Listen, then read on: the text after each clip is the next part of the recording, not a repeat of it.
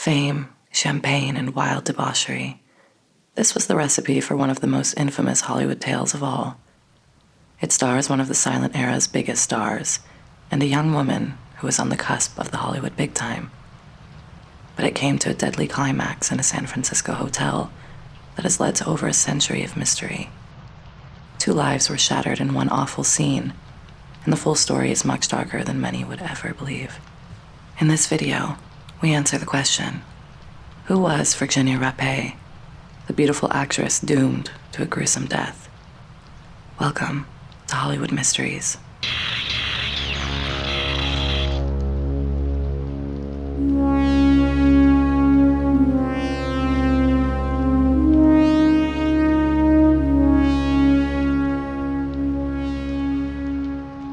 On September 9th, 1921, Virginia Rappe passed away at the age of 30. Just days earlier, the model, fashion designer, and silent film actress had attended a Labor Day party at the St. Francis Hotel in San Francisco. At this event, she had an encounter with Roscoe Fatty Arbuckle, the leading comic actor of the era, in the now notorious room 1219. The result was a young actress lying dead in a scene of total destruction, suffering from severe and peculiar internal injuries that left even medical professionals stunned. The aftermath is a web of conspiracy, corruption, and medical malpractice that resonates to this day. Arbuckle is still well known as a scandalous silent star. But what of Virginia Rappe? Who was this mysterious and heavily derided woman whose starring role was one of degradation and tragedy? Let's look more closely at the life of Virginia Rappe, a young woman who ran to Hollywood dreaming of stardom, but who found herself facing a truly grim fate, overshadowed and dead. Born on July 7, 1895, in Chicago, Illinois, to Mabel Rappe, a single mother and occasional chorus girl who used her looks early on to earn money from a male clientele. Virginia faced adversity early on. After her mother's death when Virginia was just 11, she was raised by her grandmother and aunt. Despite these challenges, Virginia was full of ambition and had a passion for sports, dancing, and fashion. At 16, Virginia pursued a modeling career and added an E to her last name, transforming it to Rappe, which she felt sounded more elegant. Her natural beauty with dark hair and striking features soon attracted attention. By 14, Virginia was modeling for local artists and fashion designers. Upon reaching adulthood, she moved to San Francisco and quickly established a modeling career. The fashion industry was more or less brand new in San Francisco at this time, so Virginia was perceptive and capable enough to make a success of herself in a brand new industry. She became a fixture in fashion shows across the US and Europe, earning good money. Virginia became known for her promotional savvy, and she embodied the soon-to-emerge flapper ethos. Virginia was hip and daring, a young woman blazing a trail at the time when oppressive policies were still very much in place in America. She made headlines alongside her friend Helen Patterson for their wild fashion choices. One report described them, a great display of pink pantalettes, reminiscent of the 50s through the generous slits of their skirts. Virginia's interviews and stories frequently appeared in the press, offering advice to other ambitious young women. Be original. Every girl can be that, she once said. In 1914, Virginia expanded her talents into designing clothes and hats, introducing pieces that were both themed and avant-garde. Among her designs were a tuxedo coat, a spiderweb hat with a transparent wide brim, a submarine hat ideal for driving, and a peace hat designed like dove wings. This hat was inspired by her pacifist views and talks of the U.S. entering World War I. Virginia was quoted saying, "The women of America want world peace. If we believe in peace, why wear military jackets and soldier caps?" This was quite a radical position at the time. Her belief that fashion should echo personal convictions was uncommon, to say the least. Newspapers hailed her as an artist using clothes as her medium of expression. She was talented, and beginning to look like she was turning into a classic rags to riches story of the early part of the American century. But in reality, there were wolves that were lying in wait for Virginia. Privately, Virginia's life was filled with tumultuous romances and engagements. At first, she was engaged to sculptor John Sample, who abruptly ended their engagement. Then she got engaged to Argentine diplomat Alberto Daclein, whom she later admitted was too old for her. This was followed by an engagement to Robert Moskowitz, a dress designer. Tragically, her relationship with Moskowitz ended when he died after being run down by a trolley car. By 1916, sensing a decline in her fashion career, Virginia decided to move to Hollywood to pursue acting. She landed a few minor roles before getting a significant part in Paradise Garden in 1917, alongside Harold Lockwood, where she played a so-called mild vamp. She also appeared in the shelved anti-German film Over the Rhine, which was later somewhat cynically released in 1922 as The Isle of Love, to leverage her posthumous infamy and Rudolph Valentino's fame. Virginia then appeared in several comedy shorts, directed mostly by Henry Bethé Lerman, one of the most prominent figures of the early silent era. Her relationship with the Austro-Hungarian-born Lerman, which began around 1918, boosted her opportunity to play comedic roles. They kept their cohabitation discreet and worked alongside stars like Lloyd Hamilton and Ford Sterling. Virginia was even named the best-dressed girl in pictures, as she appeared in a dozen successful comedies directed by, and sometimes co-starring, Lerman. This included a picture called Joey Loses His Sweetheart, which portentously starred Roscoe Fatty Arbuckle alongside Virginia. By 1919, Virginia was in a relationship with Lerman, ensuring steady work in Hollywood. They planned to marry by 1920 and live together. It seemed her dream of stardom was being realized, and William Fox of 20th Century Fox fame was taken by her enough to offer her a contract, and was said to be planning to give her the lead in a Fox feature named Twilight Baby.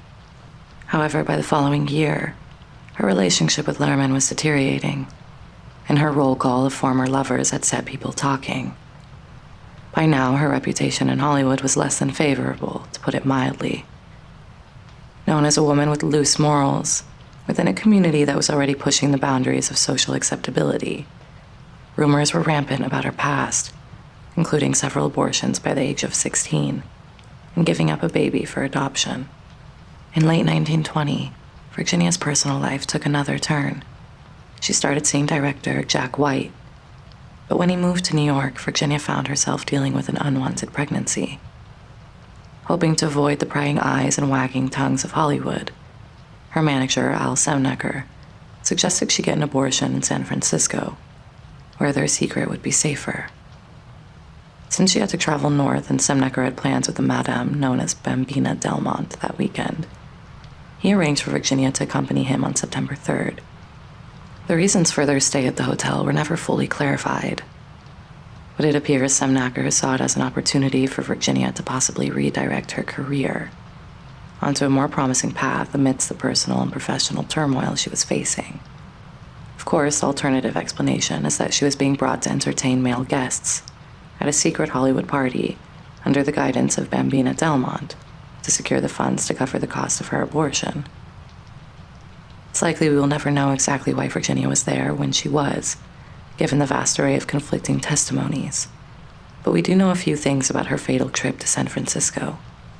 That Labor Day weekend in September 1921 found San Francisco playing host to several visitors in need of a break, including the Fatty Arbuckle.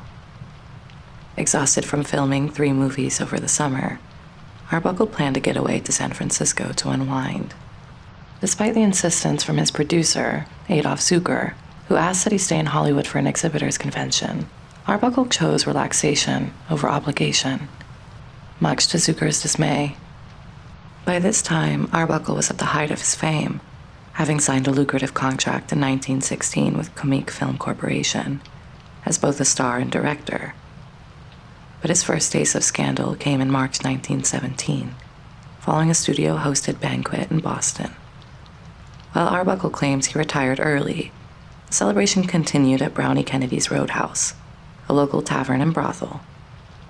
Someone passing peeped through a transom, and their decency, duly outraged, called the cops. Rumors quickly spread of an orgy, with Arbuckle allegedly partaking in rowdy behavior. The gossip was damaging enough to prompt a raid by the mayor and a cover-up by Zucker, who paid a hefty sum to keep the scandal from going national. Now making our way back to Labor Day 1921, where Arbuckle, whose marriage had ended, and who had just signed a new $3 million contract with Paramount, made his way to San Francisco with actor Lowell Sherman and director Fred Fishbach. Driving his new Pierce Arrow, they checked into the St. Francis Hotel, occupying 3 suites on the 12th floor. The lead up to the party saw Arbuckle finding himself in some discomfort. In Los Angeles, he accidentally sat on an acid-soaked rag at an auto shop, resulting in second-degree burns to his buttocks. He considered canceling the San Francisco trip, but Fishbach arranged for a cushioned rubber ring to ease his travel, and they proceeded to the St. Francis Hotel, where Fred had booked adjoining rooms and a suite. The weekend included sightseeing and visiting friends, but by Monday the scene was set for a wild party, Arbuckle style. This meant booze, drugs, and women. Fishbach arranged for alcohol through a bootlegger, bearing in mind this was the Prohibition era. And the guest list quickly expanded. Among those invited was film talent manager Al Semnacher. He was accompanied by Bambina Maud Belmont, known for her criminal history of blackmailing, fraud, and prostitution, and Virginia Rappe. So what was Virginia doing in such company? And how did she end up in Arbuckle's suite? The answer remains unknown, but 2 basic theories were discussed at the later trial. Arbuckle claims it was all an innocent set of coincidences, that Virginia just happened to be there and was invited to the party. However, others claimed that Arbuckle had been pursuing Virginia for years, since they made Joey lose his sweetheart, and had employed the notorious Delmont to bring her to him, which Delmont did via Semnacher. Rappe felt close enough to Delmont to refer to her as Maudie, suggesting a level of comfort and camaraderie between the two. They likely shared personal stories from their lives in Los Angeles and beyond. However, Rappe never referred to her as Bambina, nor did Delmont have the chance to call Rappe by her own nickname, Tootie. Their acquaintance was too brief. Nonetheless, Delmont's penchant for drinking and candidness was evident. "I like that girl," she would reflect later, describing Rappe as sincere and genuine. Delmont's later statements painted her in a less innocent light, suggesting she played a role more akin to a facilitator with hidden motives than a mere friend. "I had taken Virginia there, and was responsible for her going," she admitted, referring to the trip to San Francisco and the ensuing events. In any case, Al Semnacher and his passengers arrived at the Oakland Ferry Terminal around 10 p.m. on Sunday, September 4th. By 11 p.m., they had checked into the Palace Hotel, opting for a 2-bedroom suite at $8 a day. This was a decent saving compared to the St. Francis's $12 rate for similar accommodations. For Semnacher, who was a businessman attentive to costs, the palace was a stylish yet economical choice, featuring interconnecting rooms between his and the one shared by Rappe and Delmont. Their room was located just floors beneath one which was occupied by Virginia's only known friend in San Francisco, City Wirt Spreckles. For City, who had recently returned from France and had a high-profile divorce, may have been the entire reason Virginia was in San Francisco, or at least the entire reason that she believed she was in San Francisco. Semnacher's only recorded visit to their room was the next morning to discuss breakfast plans. Around 10 to 10:30 a.m., they descended to the lobby. They might have glanced at Maxfield Parrish's painting, The Pied Piper, in the bar, depicting the piper leading children to the place of no return. Semnacher, likely stopping at the front desk for messages, projected the image of an influential figure accompanied by 2 attractive women before they all entered the garden court. The Palace Hotel's first-floor lounge and dining area has maintained its elegance from a century ago. Then, as now, breakfast and lunch were served beneath a grand gilded skylight made of opaque glass, which, along with the crystal chandeliers, bathed the space in a soft yet ample light. The area was adorned with large potted palms and blooming plants, creating the feel of dining al fresco. The ambience was shaped by the sounds of subdued conversations, the respectful tones of waiters, and the gentle noise of silverware and dishes. As Semneker and his group were led by a waiter to the table prepared for 4, the environment melded around them. In the garden court, Rappe's appearance was distinctly noticeable among the white tablecloths. She wore a light green outfit that stood out against Delmont's more understated black dress. Various reports and court accounts have detailed what Rappe wore on September 5th, with one of the earliest recounting the ensemble as it was presented before a coroner's jury in pieces. Yet the description given by a reporter not only depicted the garments, but also painted a picture of the person who once wore them. They were described as just 3 yards of heavy crepe, of the brilliant but cool green that the Chinese call jade, a 2-piece skirt gathered on a belt, a little sleeveless blouse that hung in straight lines over the skirt, the wide armholes corded, and a soft collar finishing the modest cut neck. For sleeves, the long white ones of an ordinary white silk shirt that could be bought in any shop for $5. What a contrast to the jetted and braided and embroidered and fringed atrocities of the most expensive modiste. Ivory and jade, that was the color motif. As the designers would say, just one touch of the showgirl, and that hidden away under the ivory and jade. Garters of 3-inch black lace, ruffled on silk elastic with a tiny green ribbon flower at the fastening. It was, allegedly in the garden court, that era Gustave Fort-Louis, a guest there, noticed Rappe in her elegant attire. He admired her dress and demeanor, but nonetheless decided she looked like a girl who might be interested in earning some money. Fort-Louis, described as a traveling man or salesman, with a focus on the fashion industry, played a major role in the day's events. Fort-Louis recounted to detectives that he arrived in town on Sunday, September 4th, 1921. He had reached out to Fischbach, leaving a message at the St. Francis Hotel. After no call back, Fort-Louis' salesmanship drove him to persistently contact Fischbach until they spoke the next morning. On leaving the Palace Hotel around 11 a.m., Fort-Louis saw Rappe, and upon inquiry, learned of her identity as a film actress. He quickly made his way to the St. Francis Hotel, informing Fischbach of his arrival and intention to join the gathering. During the conversation at the party, Fort-Louis mentioned seeing Rappe. This, he claims, led to a phone call being placed to Rappe, inviting her over. Semneker's plans to return to Los Angeles later that afternoon left him and the other 2 women with several hours to spare. Their lack of plans suggested an openness to new ideas for entertainment, which didn't take long to materialize. Rappe received a note while having breakfast around 11:30 a.m., delivered by a hotel page, inviting her to come on up and say hello, simply signed Arbuckle. Further, a call from the hotel desk awaited Rappe, leading to her afternoon plans being decided. Despite Arbuckle and Sherman not personally extending the invite, and the identity of the caller remaining a mystery for weeks, it was in fact Fred Fischbach who ultimately facilitated Rappe's involvement in the day's events. Around noon, Semneker brought his car around and drove Rappe and Delmont the short distance from the palace to the St. Francis. He testified that he dropped them in front of the hotel without waiting to see them go inside. This was a change from his earlier statement, where he mentioned waiting a bit to ensure they had an exit strategy if the party didn't suit them. On getting out of the automobile, Rappe had made a promise to Semneker, saying, "I'll go up there, and if the party is a bloomer, I'll be back in 20 minutes." Giving Arbuckle and his party the same duration as a short comedy film to impress her. It turned out that Rappe enjoyed the party enough to decide to stay. As the party went on, Fischbach abruptly left, claiming he had business elsewhere. The party swelled to include a couple of dozen guests, engaging in activities that escalated in debauchery. Guests were enjoying gin-laced orange blossoms. Some had removed their tops to dance the shimmy. Others slipped away into back bedrooms for intimate encounters. And the empty liquor bottles started to accumulate.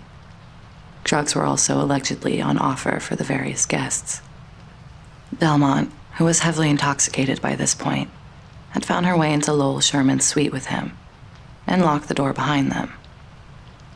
In a state of extreme inebriation, Virginia began to undress and scream uncontrollably, as per one version of the story. It seems at this point she was taken violently ill, but others claimed that she was at this point merely drunk, and that Arbuckle had manhandled her into his suite, saying, "This is the chance I've been waiting for." The more accepted version, at least according to the outcome of the 3 manslaughter trials, is that Virginia was indeed taken ill in the midst of the party. With Delmont locked in Sherman's suite, and with no bathroom available in room 1220, Virginia was taken into room 1219, Arbuckle's suite, to use the facilities there. All of this was unbeknown to Arbuckle, who went to his own bathroom to discover Virginia was extremely ill.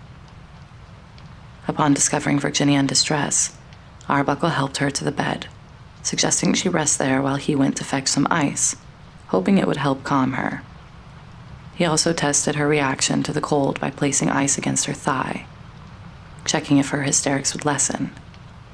Others suggested he placed the ice in a more intimate part of her, and the accusation was that this may have led to her death, as the sharp ice perforated her bladder.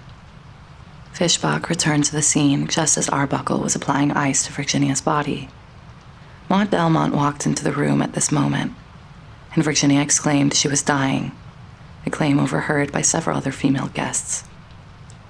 Delmont said Virginia, almost nude, writhing in pain, saying, I'm dying, he hurt me." Showgirl and colleague of Delmont, Alice Blake, was also present, and she claimed at the trial that Virginia's clothes had been shredded to an unrecognizable state. The room, as you can see here, was almost destroyed. Believing her to be hysterical, they filled the bathtub with cold water. However, Virginia suddenly became alert and accused Arbuckle, crying out for him to stay away, and questioning Delmont about what had been done to her. After being placed in the cold bath, Virginia seemed to calm down momentarily, before being moved to her own room down the hall, room 1227, with Arbuckle footing the bill. The hotel doctor called to the scene later concluded that Virginia was merely drunk. Despite this trauma, the party continued. Arbuckle left the hotel briefly to arrange for his car's return to Los Angeles, intending to travel back by boat. Upon his return, he discovered another doctor was treating Virginia with morphine. Arbuckle was reassured by doctors that she would recover. Meanwhile, Delmont was busy painting a different picture to law enforcement officers. She recalled Arbuckle appearing in pajamas and wearing Rappe's hat at a jaunty angle. Arbuckle allegedly said to her, "Go in and get her dressed and take her to the palace. She makes too much noise." When Virginia continued to scream, Arbuckle is said to have threatened her with defenestration. Arbuckle was oblivious to the damaging narrative Delmont was circulating. On the following day, September 6th, he settled his and his party's bills at the St. Francis. Virginia received attention from 3 physicians, Dr. Olav Carbo, Dr. Arthur Birdsley from the hotel, and Dr. Melville Rumwell, whom Delmont knew personally. They administered morphine at regular intervals to alleviate her discomfort, a standard practice for managing pain at the time. Dr. Birdsley, who also performed a catheterization on Virginia, after one of these morphine doses. Additionally, there were 3 nurses, Jean Jameson, Vera Cumberland, and Martha Hamilton, who provided care, offering treatments like hot compresses, enemas, and further catheterizations. The initial assumption was that she was merely suffering from excessive alcohol consumption and possibly a kidney infection. Dr. Rumwell later recounted that Virginia had been unconscious in room 1219 and awoke feeling intense pain, with no memory of the incident. Nurse Jameson testified that Virginia believed her condition stemmed from intimate relations with her partner, frequently expressing concern, "What could have been broken inside of me?" According to Jameson, Virginia had been experiencing abdominal pain for 6 weeks and was anxious to keep the party details from Lerman. Nurse Cumberland reported that Virginia admitted the encounter with Arbuckle was inappropriate, though she didn't clarify whether it was consensual. and shared Virginia's worries about Lerman finding out about the event. Virginia didn't specifically blame Arbuckle for her condition, but seemed to expect him to take care of her hospital expenses. Dr. Rumwell observed a significant deterioration in Virginia's condition on September 8th, noting increased pain and swelling in her abdomen. He then arranged for her transfer to the Dr. W. Francis Wakefield Private Sanitarium, where he had staff privileges. There she received a Murphy drip along with additional morphine injections. However, her condition worsened by the evening, leading to a consensus that she wouldn't survive surgery. Virginia died on September 9th. Her death was 1 day short of the first anniversary of the tragic and scandalous passing of Olive Thomas in a Parisian hotel room, a story you can hear all about in our video on her life. An unauthorized autopsy was conducted on Virginia later that day by Dr. William Offels, a Stanford medicine dean, with assistance from Dr. Rumwell and a nurse. They found no evidence of sexual assault, but noted bruises on her right arms and thighs. After examining her internal organs, which showed a tear in the bladder's inner wall, the organs were placed in specimen jars. Offels described the bladder injury as a clean break, but even this much evidence was almost lost. The San Francisco deputy coroner, Michael Brown, received a strange phone call from the hospital which prompted him to pay a visit and see what was going on. He discovered an orderly in the process of taking the specimen jars containing Virginia's organs to the hospital incinerator. He was able to recover them and discover that the cause of death was indeed a ruptured bladder, leading to peritonitis. This attempted cover-up, allegedly at the behest of Zukor, led to a police investigation.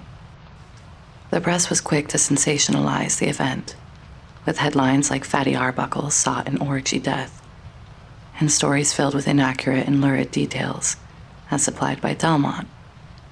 The coverage painted Arbuckle as a monstrous figure responsible for the tragic demise of the innocent Virginia Rappe, leveraging every aspect of his past, including prior allegations of violence and sexual misconduct. It was the kind of story that's always a veritable goldmine for newspapers. This was the children's favorite comedian, known variously as Fatty, in an era before even the faintest notion of body shaming had taken hold. Rioto laughs, the balloonatic. He was the lovable and rotund image of good, clean fun. And now he was mired in a lurid orgy that led to a young star's death. The newspaper narrative suggested Arbuckle's actions, driven by rejected advances or his physical weight, which led to Virginia's death, with reports wildly speculating about the nature of the assault. Some suggested he attacked her with champagne, or a Coca-Cola bottle, or a jagged shard of ice, which led to her injuries. The public reaction was fierce, with protests against Arbuckle's films and character. Feminist vigilantes tore down the screen at one showing of an Arbuckle comedy. Cowhands in Thermopolis, Wyoming, actually showed up with firearms and shot up the screen, while there were various reported incidents of his moving image being pelted with eggs and, ironically, bottles. Hearst newspapers led the charge when it came to whipping up the mass hysteria against Arbuckle. They were busy sensationalizing the scandal to unprecedented sales. The Hearst papers said it was their finest day since the sinking of the Lusitania, the murky tragedy that led the United States into the First World War. And it's worth reiterating that the U.S. involvement in the war was something the pacifist Virginia was staunchly opposed to.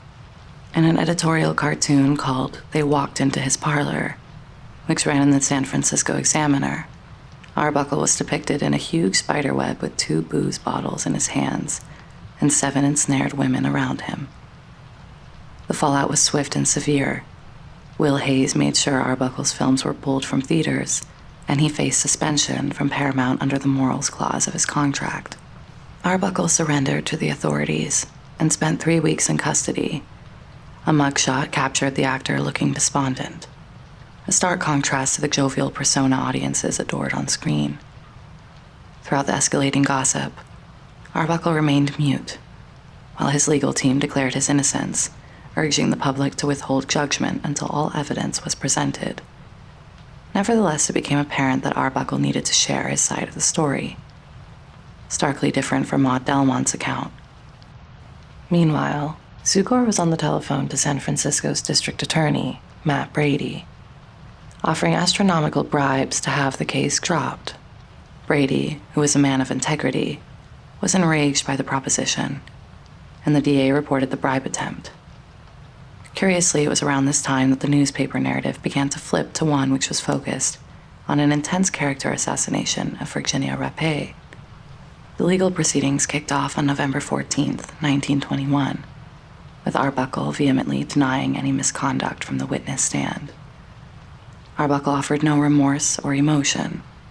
His defense highlighted Virginia's pre-existing health issues, including chronic cystitis and her history of abdominal discomfort that occasionally caused her to remove her clothing impulsively. Notably, Maud Delmont, the primary accuser, never testified, a point the defense emphasized to the jury. Facing manslaughter charges, Arbuckle's trial became a pivotal moment for District Attorney Matthew Brady, who eyed this high-profile case as a career booster. However, Brady faced challenges with Delmont, who fluctuated between describing herself as Rappe's lifelong friend and having met her mere days before the fatal party.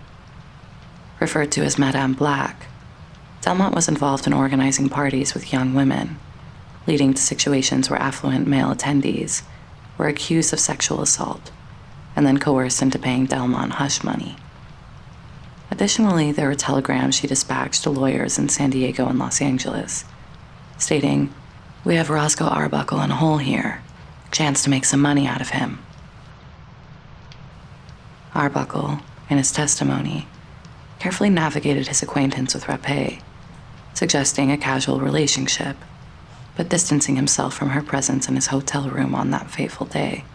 The defense presented medical testimony about Rappe's long-standing bladder issues, and the autopsy found no evidence of assault, though Arbuckle refrained from disparaging Rappe posthumously by withholding potentially damaging witness accounts. The doctor who attended Rappe initially dismissed the notion of an assault, though this was contested as hearsay. Arbuckle's testimony led to a jury leaning towards acquittal, 10-2. Despite two subsequent trials resulting in deadlocks, the third trial finally cleared Arbuckle. Unusually, he received a personal apology from the jury, who recorded this comment: "Acquittal is not enough for Roscoe Arbuckle. We feel a grave injustice has been done to him, and there was not the slightest proof to connect him in any way with the commission of any crime." In the aftermath, the film industry, seeking to salvage its reputation, enlisted Will Hayes as a full-time censor. Although Hayes reversed his banning of Arbuckle after the acquittal, the damage to Arbuckle's career and persona was irreversible. His good friend Buster Keaton had stood by him throughout.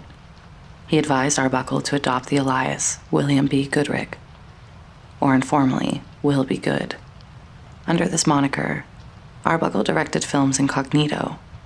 He wanted to return to acting, but the scandal would never leave him. People would whistle the popular song "I'm Coming, Virginia" when they saw him in the street. He was struggling financially and with alcoholism at his untimely death in 1933 at the age of 46. Virginia's ex-boyfriend, Henry Lerman, did not appreciate the humor in Arbuckle's new name, nor did he approve of his acquittal in court. He had this to say: "Virginia had the most remarkable determination. She would rise from the dead to defend her person from indignity. As for Arbuckle, this is what comes of taking vulgarians from the gutter and giving them enormous salaries and making idols of them. Some people don't know how to get a kick out of life, except in a beastly way." Not long before Arbuckle's death, a curious anecdote emerged following an incident in which Fatty was pulled over by a traffic cop after driving erratically around Hollywood. Clearly intoxicated, the cop arrested Arbuckle, but not before the disgraced actor threw his whiskey bottle out of the car window, proclaiming, "There goes the evidence." As he laughed, was he perhaps recalling another such bottle of evidence that was thrown from the window of room 1219, approximately 12 years previously? The enduring mystery of Rappe's sudden illness and subsequent death has fueled debate for decades, with theories ranging from pre-existing health conditions to the controversial ice theory. Some claim that the 225-pound fatty crushed her to death. Others say it could have been a heroin overdose. And the ice Arbuckle possibly put inside her was due to a well-known emergency measure for opioid overdose. Perhaps it was a tragic outcome of her having to partake in dangerous and illegal abortions, which left her with a time bomb of surgical injuries. Perhaps one of the catheters inserted by well-meaning doctors led to the rupture of her bladder. Whatever the truth, her legacy is being dragged through the mud as much as Arbuckle's, if not more so. There can be no doubt she died in an awful way, and her dark, scandalous passing cast a shadow over Hollywood that has never really lifted since, notwithstanding the efforts of Will Hayes and other moral guardians. It seems that she remains unsettled, even in the afterlife. Reports of Rappe's spirit haunting Hollywood Forever Cemetery add a ghostly footnote to her story. It is said that near her simple grave, and in this image we see her casket being returned to Los Angeles in 1921, a young woman can be heard variously weeping and crying out in pain. The truth is that she was a young woman from a tough background who was pursuing her dreams, the dream of Hollywood, its glamour, freedom, and fortune. But one day her encounter with one of its greatest stars led to a chain of events that saw a tragic, frightening, and painful end. Virginia Rappe is worth remembering for more than being a mere victim of Hollywood's dark side. Thank you for listening to another episode of Hollywood Mysteries. Feel free to subscribe for more tales from the dark side of Tinseltown. Until the next one, sweet dreams.